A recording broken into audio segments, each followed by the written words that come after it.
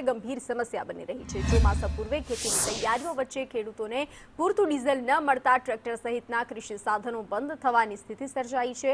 હાલ ખેડૂતો વહેલી સવારથી જ પેટ્રોલ પંપ પર ડબ્બા, કેન અને અન્ય વાસણો લઈ અને ડીઝલ માટે લાઇનમાં ઊભા રહેવા મજબૂર બન્યા છે। બીજી તરફ ખેતીની સિઝનમાં દૈનિક 40 લીટર જેટલી જરૂરિયાત સામે માત્ર 20 લીટર જેટલું ડીઝલ મળતા ખેડૂતોમાં ભારે ચિંતા ફેલાઈ છે।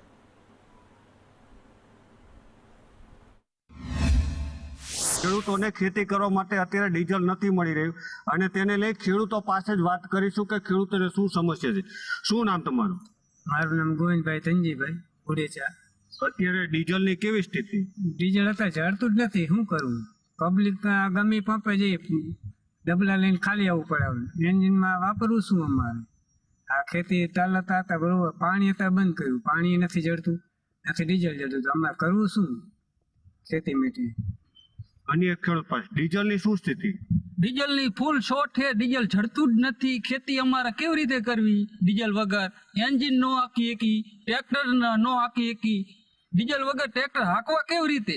નવી ખેતી કરવા માટે? હા, નવી ખેતી કરવા માટે અત્યારે અમારે કપા ઉગાડવો હોય તો લીટા નાખવાના, રોટારેટર મારવાના, ડીઝલ મળતું જ નથી, તો શું કરવું અમારે?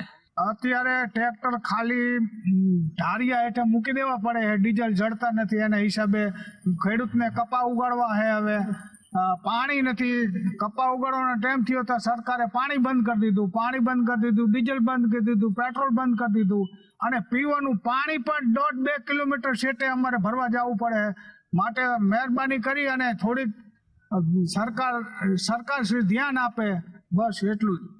તો જે પ્રકારે ડીઝલની અત્યારે અછત સર્જાઈ છે તેને લઈ ખેડૂતોને ઘણી એવી દુઃખી વ્યક્ત કરી રહ્યા છે। જો વહેલી તકે રાજ્ય સરકાર દ્વારા ડીઝલની યોગ્ય વ્યવસ્થા કરવામાં આવે તો ખેડૂતોને સારી એવી ખેતી ઉત્પાદન થઈ શકે અને સારું ઉત્પાદન પણ લઈ શકે તેમ છે।